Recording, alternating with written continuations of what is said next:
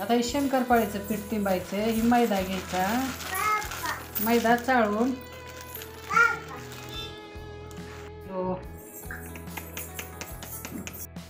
ही झाला मैदा. ही दळलेली ही पिठी साखर अशी मिसळायची. थोडी दोन छटाक, 2.5 छटाक दूध ओतायचं थोडं आणि तूप टाकायचं.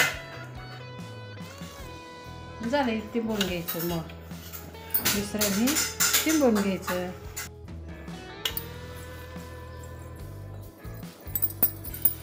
आता ही मऊ करायचं तिंबून थोड्या वेळ ठेवायचं भिजत आणि पुन्हा थोड्या वेळानं शंकरपाळी करायची. खुसखुशीत होती, मऊ सुरूक आमच्या पद्धतीने बघा करून. मळून झालं. आता ही शंकरपाळीचं छान शंकरपाळ्या होते त्यासं. ही जरा आता थोड्या वेळ भिजू द्यायचं, पीठ मुरू द्यायचं जरा.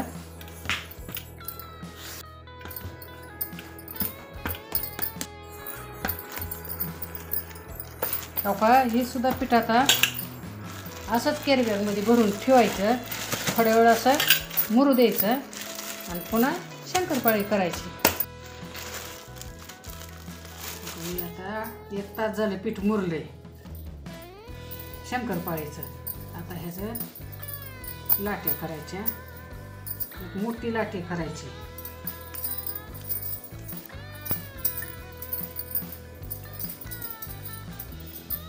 काही मैदा टाक. आता ही लाटून घेते. एक मोठी चपातीसारखं लाटायचं.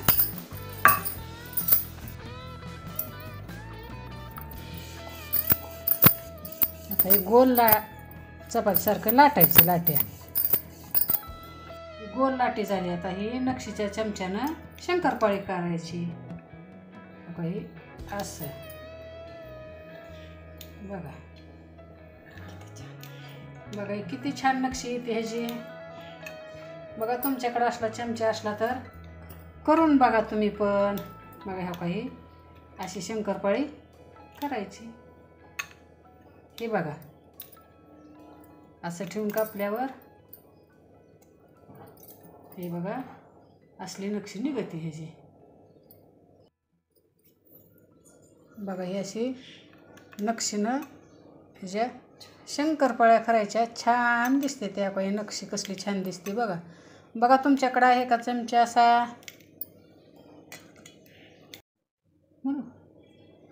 हे बघा अशी नक्षीची शंकरपाळी लक्ष्मी पुढं ठेवायला छान दिसते ताटात. बघा आमचं बघून करा तुम्ही पण ठेवा तुमच्या लक्ष्म्या पुढं.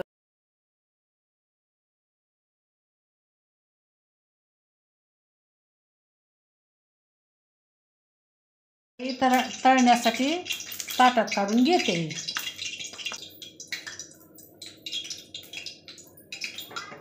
झाले का ती एक टाकून बघते. झाले तेल गरम. आता तळून घेऊ. आता हे सारंच